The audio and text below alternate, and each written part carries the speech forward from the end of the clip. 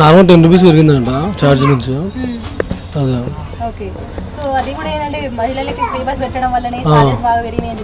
వాళ్ళకి ఫ్రీ పెట్టి ఇక్కడ బాయ్స్ మీద దొబ్బుతున్నారు బాగా పైసలు. పాసులు కూడా పెరుగుతున్నాయంట. ఇబ్బంది అవుతుంది అందరు బాయ్స్కి.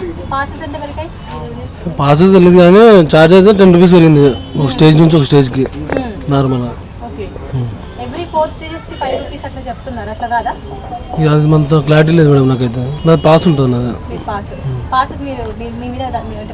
అంటే నా అయిపోలే, ఒకవేళ చేయించుకోవడానికి వెళ్తే అప్పుడు తెలుస్తుంది పెరిగిందా పెరిగిందా. చాలా ఇబ్బంది అవుతుంది వాళ్ళకి. ఏదో సానుభూతి చూపించి జెంట్స్కి అంత మోసం చేసినట్టుగా కదా ఇప్పుడు ఇది. అందుకని నాకు అదే మహిళలకు ఫ్రీ బస్ పెట్టడం వల్లనే చార్జెస్ పెంచడం చెప్పేసి కూడా గవర్నమెంట్ చెప్తుంది. ఏం చార్జెస్ అమ్మా, గరీబ్ వాళ్ళకి జీతం పెంచేది ఉండే.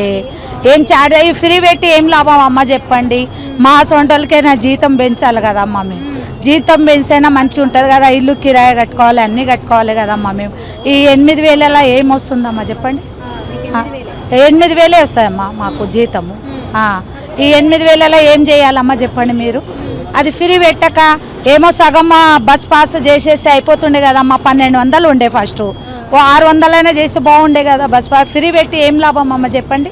గరీబ్ వాళ్ళకి ఏం లాభం చెప్పండి మీరు.